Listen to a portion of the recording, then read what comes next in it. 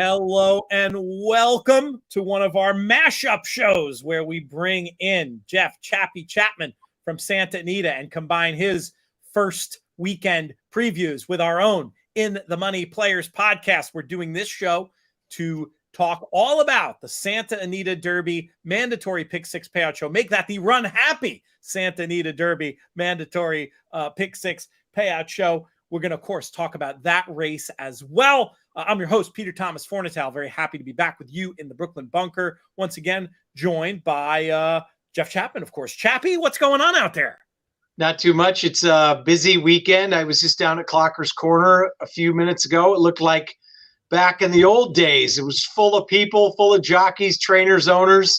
We've got great weather. As Duke can attest to, it's been a tough month, but it's like Chamber of Commerce weather finally. So looking forward to a great weekend. Yeah, not the best weather in Southern California the last few months. You guys have persevered and hopefully can get through this big weekend on a very high note. Our third guest on this show, one of the most popular we ever have on this network. He's a horse playing legend, pro player, Duke Matties. Duke, what's up, buddy? Pete, good to be here. As Chappy was saying, we've had an interesting winter here. The rain is finally, I think, gone. I'm hoping because my house can't take it anymore with all the leaks in it. So, we need some sunshine. There you go. Well, hopefully we'll get sunshine and plug leaks in houses and bankrolls as we attack this Santa Anita Derby day pick six. Let's start out by talking about the big one, which actually is not in the pick six sequence. It's the race before. It goes as race number 6.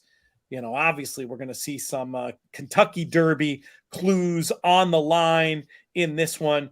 Contention runs deep. A couple horses that I feel like with an explosive enough performance might even be able to challenge for favoritism on the Derby trail after what we saw from Forte last weekend. That remains to be seen, but it's certainly one storyline to pay attention to looking at this RUNHAPPY Santa Anita Derby. Duke, let's start with you and get your thoughts on this one. Is it, and we'll start with the more general question. Is this a race you project to be betting? And if so, who will you be taking a long look at? Depend on how they play it. I'm interested in Skinner. I thought Skinner has really come to life in his last 2 races, and the trip he had last time I thought was not very good, and I think he could turn the tables on Practical Move. The horse that I don't know what to do with is National Treasure. I mean, it's the Baffert factor. He seemed to have ruined all of his contenders so far, so I'm not sure about this one, though. This one's lightly raced, and this one might be one of his better ones. So I like Skinner, but I'm worried about National Treasure. 7 and 6, 2 numbers. It'll be on my tickets as well. I'm buying the hype on National Treasure. This feels like a horse who we're going to see much better from. Not that he was bad in the sham, but it was less than I think what a lot of us were expecting. But for a lot of reasons, including the recent work tab and the added distance and the regard in which he's always been held, he's the way that I'm landing in this spot. Chappy, how about you? Who are your top numbers when it comes to this year's RUNHAPPY Santa Anita Derby? I'm all over National Treasure. Just kind of both of what you guys just said. I always go back to the XBTV works if I can see something. And the March 26 work was actually with Reincarnate, and he handled Reincarnate rather easily. So I think National Treasure is doing very well. And the horse I'm kind of against is Go Rocket Ride. He did battle back very well in that last race.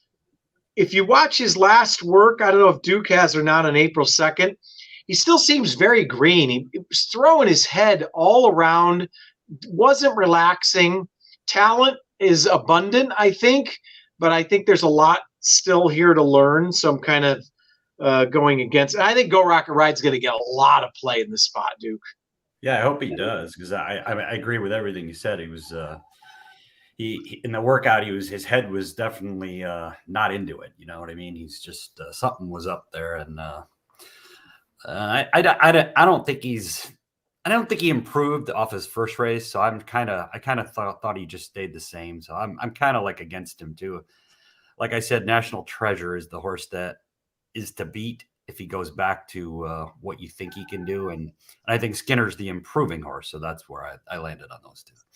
Let's move on to this pick 6, which kicks off in race number 7. We've got the mandatory payout happening. We kick things off with the Echo Eddie Stakes. We're going 6.5 on the dirt in this spot. Chappy, we're going to throw it to you to get things kicked off. How do you want to light this mandatory pick 6 candle? Well, obviously, Kangaroo Court is the horse to beat. I think it's very interesting that Kangaroo Court is drawn inside of Bus Buzz this time. I can see them both going, so it might set up for a horse maybe like, I don't know what to do with a horse like Clouseau on the outside. Finally gets an outside draw. Those last 2 wins, was it because of the dirt? Was it because of Lasix? And now that horse is off Lasix.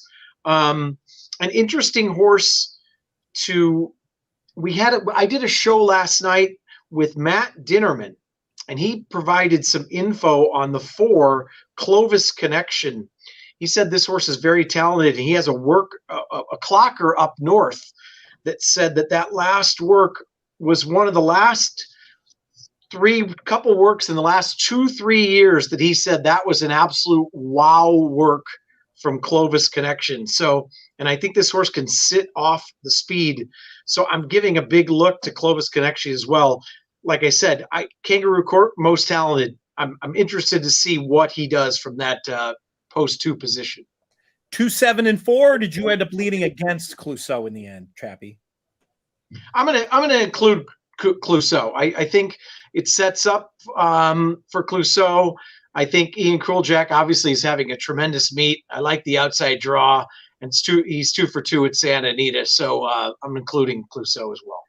Duke, let's start with that Clovis Connection, the 4. Chappy mentioned Matt Dinnerman, who's the analyst, of course, and race caller up there at Golden Gate, having the positive notes on this one's last work. Just generally speaking, how do you evaluate a horse like Clovis Connection starting on dirt for the first time when all the form is on synthetic?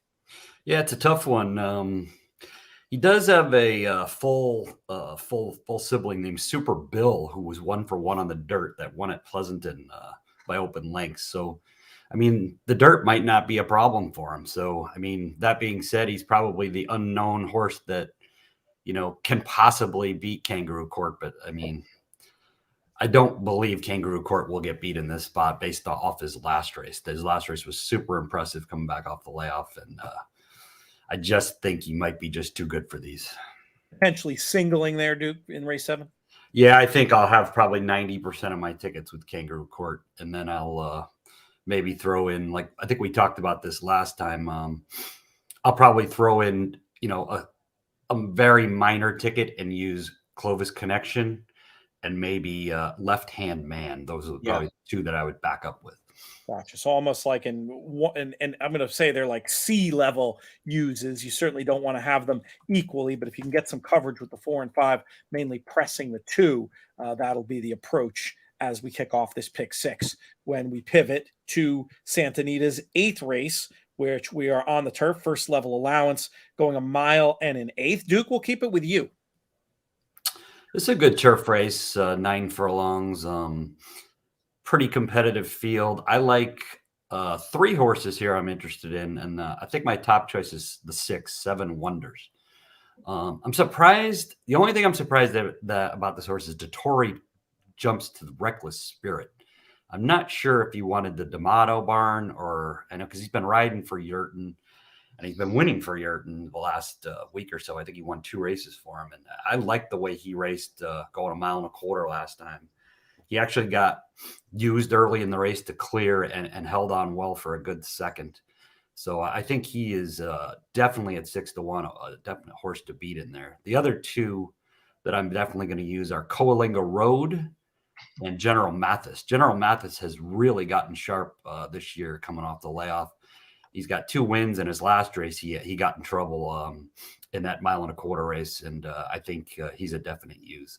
So I'm not on favorites here, which is interesting. I'm on 6, 8, 10, but mainly 6, then 10, then 8. 6, 10, 8. Chappy, how about you? Who will you be using in race number 8? So it's fairly similar to Duke, a little bit different order. My top pick is the 8 Coalinga Road. I think this horse runs well on turf, better on turf, obviously, than dirt. I think it should set up well for Coalinga Road. My second choice actually is Silver Surfer. Obviously needed that race last time out for D'Amato, coming off about a 1.5 year layoff. Showed some speed earlier in the career, ran second and third twice to McKinnon when McKinnon was really good. I think this horse should sit a good trip, probably just off the pace. Then the other 2 horses I like are General Mathis and 7 Wonder. 7 Wonder surprised me going to the lead last time, Duke. I was talking about this before. It really surprises me. I didn't realize how aggressive Frankie Dettori can be. Yeah. He really takes it to him out here. I think he's won about half of his starts down the hill. This race isn't down the hill, but a lot of the times he's been on a horse that looks like a closer, and he's very aggressive rider, which really took me by surprise. Is he aggressive, or are the rest of the guys not aggressive? Yeah. A little bit of both. I mean, he's known. I would say also his experience early in his career. Remember when he was here, Duke, back in the day and what the colony was like. I think that's how he learned to ride Santa Anita. So there's a little bit of maybe an unfrozen caveman vibe with him, riding the way they did back then. He can put horses in the race and then keep them going. He's got the old school Lafitte Pincaille Cordero style. He can keep horses going, where I think these guys nowadays, all they can do is just rate. There's a lot of grabbing, and there's politics and reasons that goes on. And that's the other thing is Dettori isn't really beholden to any of those politics. I mean, supposedly this is it. We'll see. Hoping we get an encore, but I mean, that does change. It does change your approach in a day and age where there's so much money to be made for jockeys, and not wanting to make enemies. And there's knock-on effects of that, and some of it is being a little less aggressive. Certainly not a problem that Dettori has. So, Chappy, I've got you 8, 3, 10, and 6 in race 8. Does that sound about right? Yes, correct. All right, good stuff. Let's go. And Pete, just that Yurton barn has come to life over the last couple weeks, and I just think that horse is a really good play in there. Like Chappy said, he doesn't need the lead either. This horse doesn't have to go the lead at all. Versatility, yeah. A good shout on the 6 for Duke in race number 8 for sure, backing up with 10 and 8. Let's talk race 9. We've got a starter allowance going 6.5 on the dirt. Field of 9. Doesn't appear to be a ton of pace signed on. Chappy, who are you with in here? Well, I don't love this race. I'll tell you that much. I've kind of landed on 3 horses. One of you mentioned is probably the pace play would be the 4 Teton Valley. Last time out, this horse obviously needed the race coming off of a long layoff. Maldonado sent he was running a quarter horse race at Los Al. And I think going turf to dirt here, this horse should have the lead. He loves Santa Anita's hit the board every time. If you go back to those races, it was quite a while back. He ran against some good horses, Principe Carlo, Essential Wager, American Theorem. This horse is right there against some talented horses. Another horse somebody uses the 7 Lovesick Blues. This horse ran second last time to that Lamplighter Jack, who was given out to about everybody on the track and just annihilated him for a Baraccio. Now, going back to the dirt's going to do this horse some good. If you go way back to the race in October, ran a good 4th to Straight No Chaser, who absolutely demolished horses at Oaklawn this past weekend. And then my third choice is going to be the outside Clem Levine. This horse has ran against better lately, and this barn has been on fire. You kind of avoid that trainer at your own peril. He's been running off the screen half the time. So I'm looking at 7, 4, 9. I'm not in love with anything here. Any reference to an old Brooklyn Dodger puts you near and dear to my heart in the bunker here. So yeah, we'll go with Clem Levine gets the hunch play as well. 4, 7, and 9 there for Chappy in race number 9. Duke, who's it going to be? This is a kind of race where I would tell the viewers, I think there's only 4 horses that can win it. So this is a kind of race I'm not going to stick my neck out for any of them, but I'm going to use 3, 4, 7, 9. I'm going to add the 3 to Chappy's 4, 7, 9. I think Manitouish got caught just a little bit too much rating last time when Joe Don Looney got loose on him. And I think he ran a good second that day, so I can't leave him out. Chappy mentioned Teton Valley. If he goes back to any of those races in 2021, he will win this race, but that's a big if. Lovesick Blues, I like the angles on that Chappy was talking about him. The only thing about Lovesick Blues is he's a big closer, so he may not get there, but I definitely think you have to use him. And Clem Labine back on Lasix. Last time off Lasix ran a dull sixth, and I think back on Lasix he might come back to his good numbers. And Barocchio is, like Chappy said, is just he's just doing really well. I'm not sure where he came from, but he's a tremendous trainer. In terms of approach here, is it sort of like no top pick, use those 4 equally, try to lock up the race, or would you grade them a little bit, the 3, 4, 7, and 9? Yeah, I wasn't going to grade him. If I had to lean on one, I would lean on Clem Labine. Okay. We'll throw that one. I'll put there as the technical top pick. And is that an important concept? It's something we've talked about before, the idea of trying to lock up a race. Is that something you feel like only comes into play when you're talking about a couple of runners, or can you design a bet where you're looking to lock up a race with as many as 4 contenders? I think in a pick 6 scenario, it's not bad. I'm leaving out horses like Joe Don Looney, who's 4-1, and Next Revolt, who's 5-1. So it's not like I'm, it's not like I'm just taking chalk either. Right. I think it's just if you can get past the race with this with 3 or 4, I think it's a good way to go. Yeah. We've got more stakes action in race number 10, the Monrovia.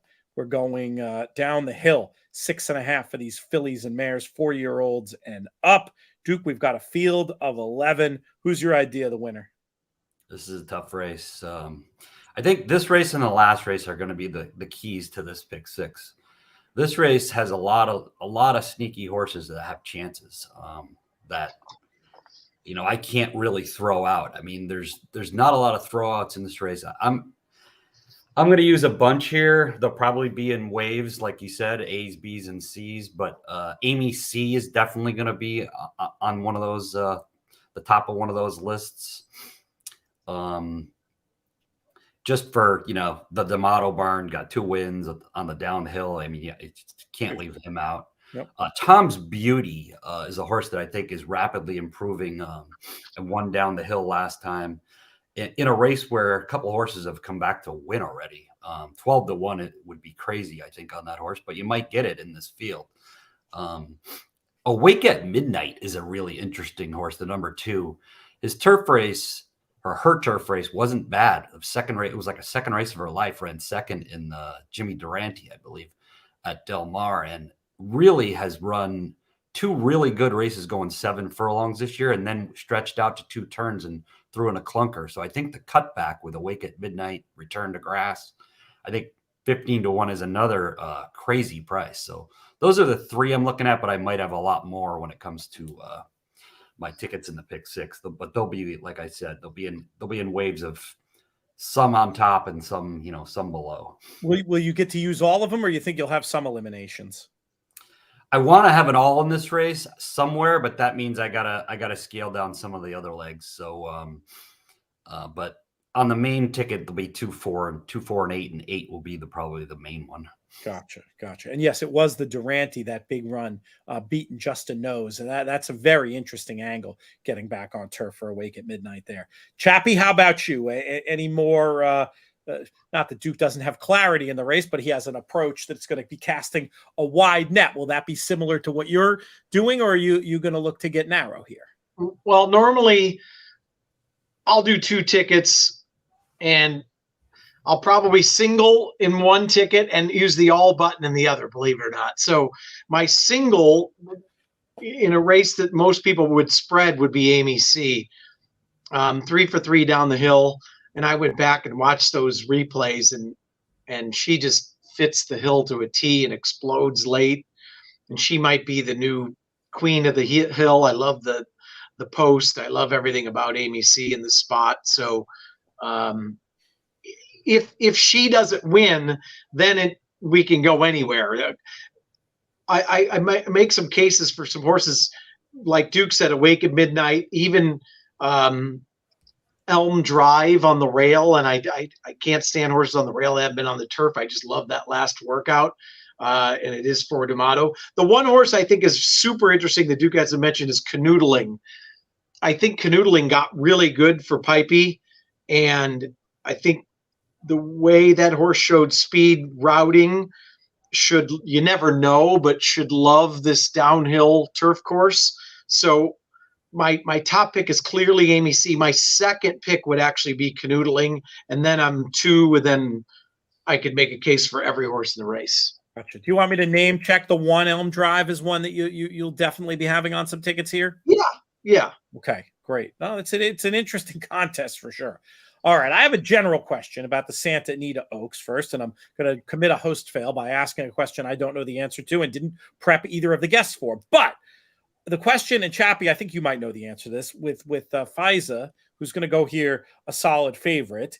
Do we know why she wasn't transferred to a trainer where she could get points to compete in the Oaks? Because by my understanding, she's not going to necessarily be able to get, she won't be able to get into the Oaks running in the Baffert name here. And on her form, you would have thought she would have been an interesting horse in this slow division. So I was just curious if we had any story about, I just assumed maybe she was hurt and that's why they didn't bother or whatever. But so her presence here surprised me a little bit. Did you know any of the backstory? I have no idea, Duke. Nah, I got nothing on that one. It's weird though, right? It is an interesting point. Yeah, it just made me wonder. Well, then we'll go to the next logical question, and Chappy will still start with you. Are you with Faiza or against her in here? Well, of course I'm against her, and she'll probably win by 3. She just, all she does is win races, and she's not flashy, but she just gets the job done. So I could never make it that simple. I'm actually spreading in here. I'm making a case for, I'm going 5 deep, believe it or not. Faiza, I'm going to use Faiza, and you have to, right? The horses that are interesting on upside would be clearly Unhinged. Michael McCarthy doesn't win first time out too often.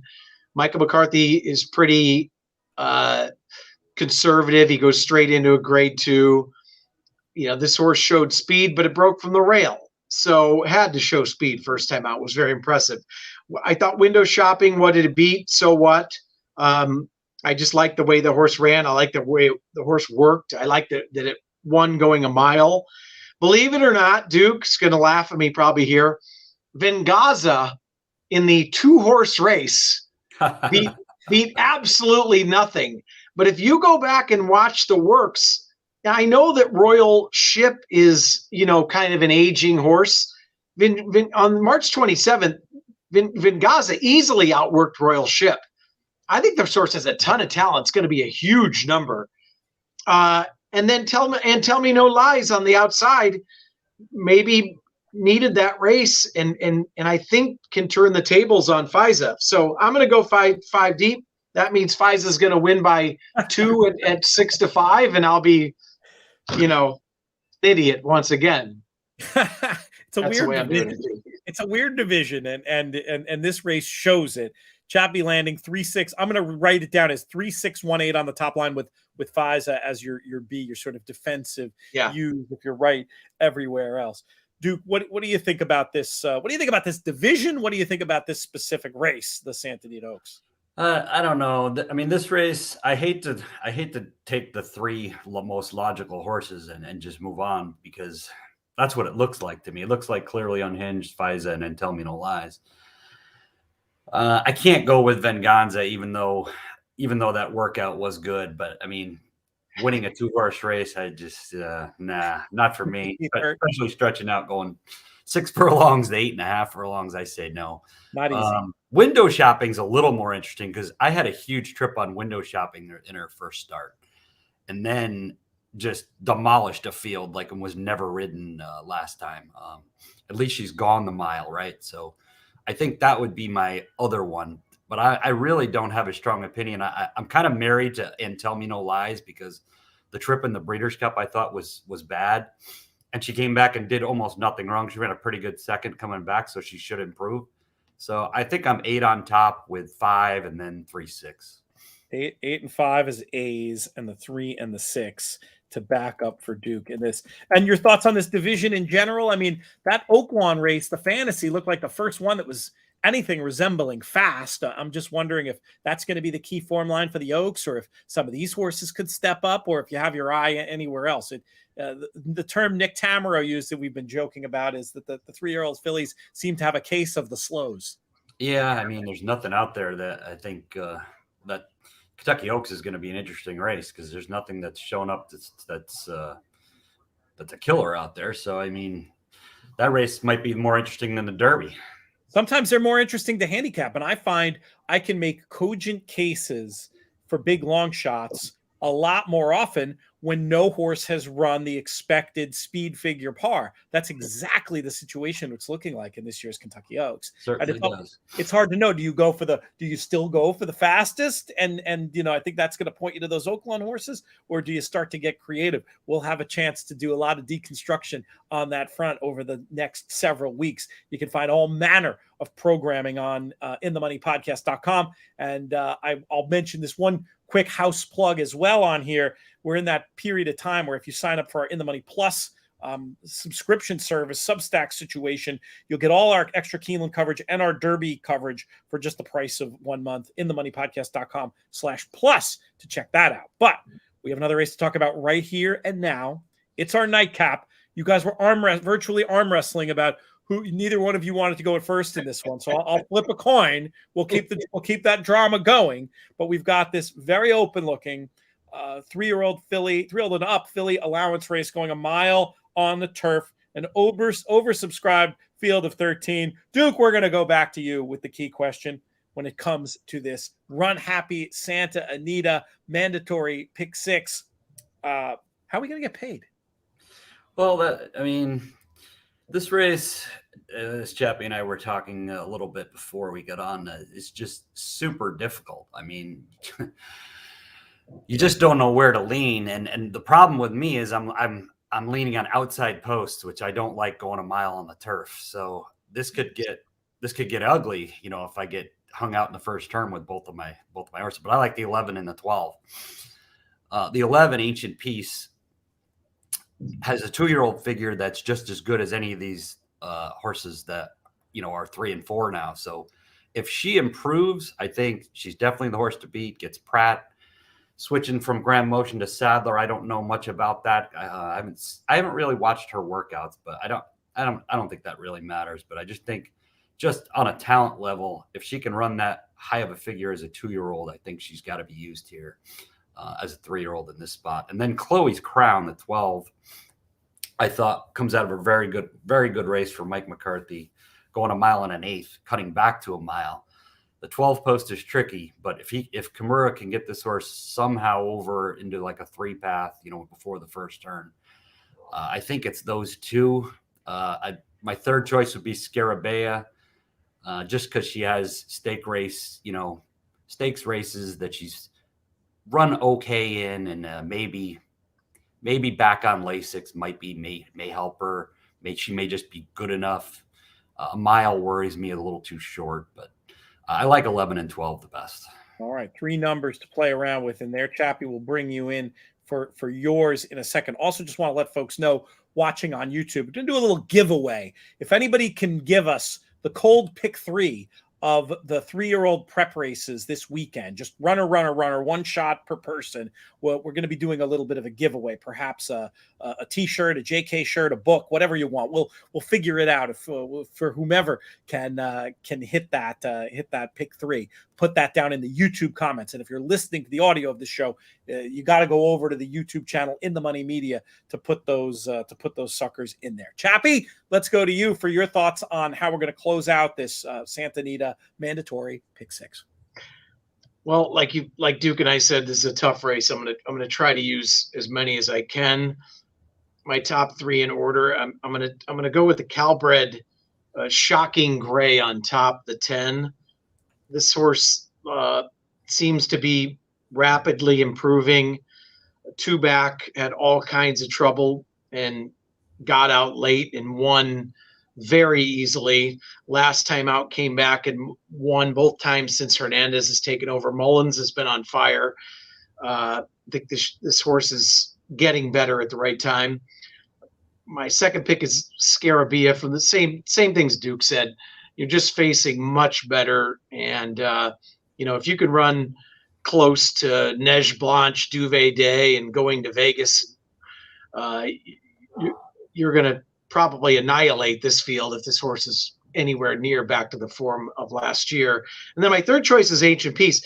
I agree with Duke. I think the talent is there. I watched one of the works. I want Duke to go back and look at it. The March 20th work is on XBTV. Very fast, very talented. Another one of those that kind of reminded me when we were talking to Go Rocket Ride, turning the head a lot. It was a little odd that I was going to make that horse my top pick until I looked at that. I don't know why, it just concerned me a tad, but I think all the talent in the world there. So I'm kind of outside posts as well, 10, 8, 11 in the finale. All right, we're gonna need our outside posts to do well. Post 1 through 7, we take a goose egg here in the last leg. So hopefully we can get one of those aforementioned runners in. Guys, always a pleasure chatting with you. Some great info for me, some great info for the viewers. Chappy, in terms of the Santa Anita Saturday card, anything else we need to let people know about? I mean, obviously, we've got the Coast to Coast bet happening. We've got another show on the podcast side with that. I know you got the beer festival happening out there. It pains me to miss that. I couldn't make the magic happen to get out there to Santa Anita this weekend. So I'll have my own beer festival right here in the Brooklyn Bunker, but it won't be as good as that. Any other things you guys are looking to push besides this mandatory payout pick 6 on the Coast to Coast? No, I think, like you said, with the weather being so nice, the crowd should be terrific. 12 races. We've got the Chandelier Room party. We're going to do another after party. Many of the jockeys came up the last time and hobnobbed. We had Pratt up there, and DeTore came up, Mike Smith.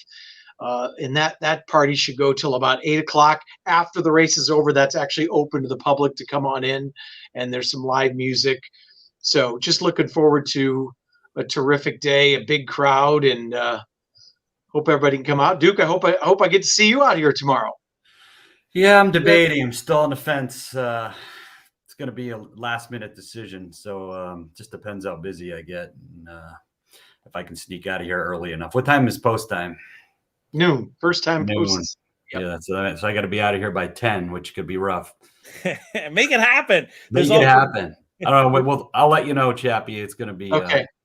I got a spot for you if you need it. If I were going to be there, I would give you the real hard sell. But there also is the $1,500 Santa Anita Derby Challenge happening. You can play on Express Bet or live from Santa Anita. To get more information about that, santaanita.com/contest. And for ticket packages, etc., just go to santaanita.com. There's still room, and it sounds like an amazing day. It pains me that I won't be able to be out there just because of my own travel plans, etc., and with everything else going on, Keeneland next week, etc., etc. It's been too long since I've been to the Great Race Place, and I need to get back there. I gotta update my merch. This shirt's like 5 years old. What's going on? Chappy, you must know somebody. Guys, I'll send you one, Pete. I really appreciate you joining today. Thanks, of course, to all the viewers and listeners. It's been a pleasure doing these shows with you, Chappy. Hopefully we can get more fun stuff coming up soon. For Duke Matties, for Jeff Chapman, for our friends at In the Money Media and Santa Anita, I'm Peter Thomas Fornatal. May you win all your photos.